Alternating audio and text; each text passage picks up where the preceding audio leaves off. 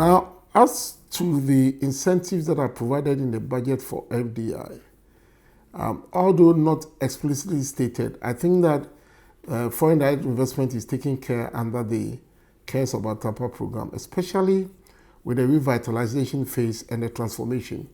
If you remember, when the budget was read at the beginning of the year, the government indicated that we needed about 100 billion to fund the CARES About TAPA program, of which government was going to provide 30% and the private sector was going to provide 70%.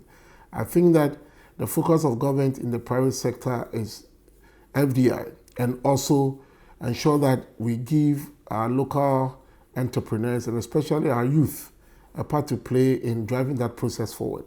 So if you look at the current budget, the setting up of the youth bank, the setting up of the venture capital fund to support the youth, to support local enterprises, the support that government is giving for the light manufacturing industry are all geared towards attracting FDI.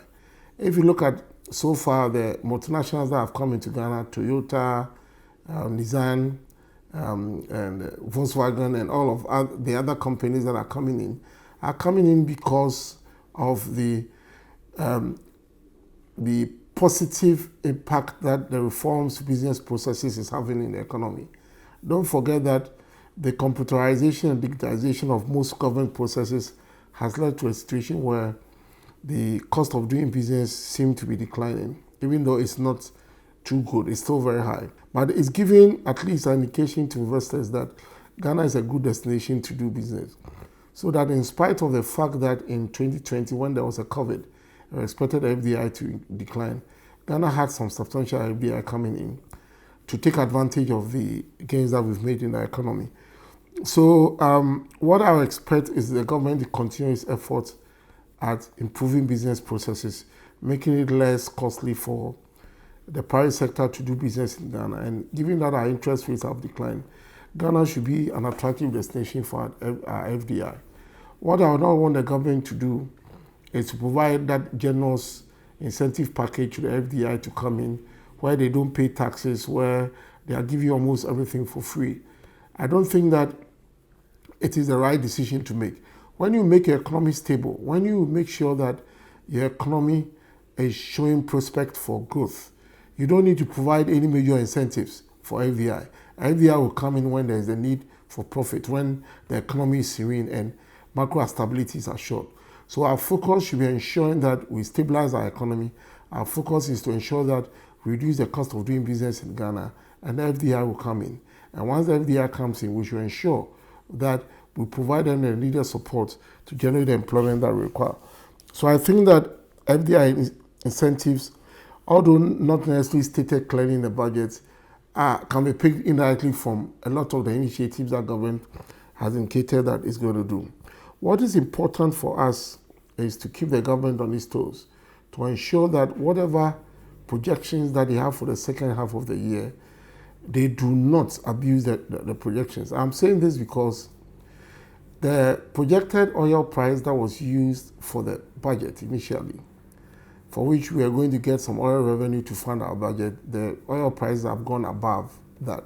So government, if you look at the budget, in the first half of the year, government was expecting 1.8 billion Ghana cedis to support the budget from oil revenue. The government got 1.9 billion from oil revenue. So it means that if the oil prices keep on going on up, the government is expecting to receive much more oil revenue. And whatever gains we make in terms of the windfall gain in the oil revenues, I think should go into the expanding the productive capacity of the economy.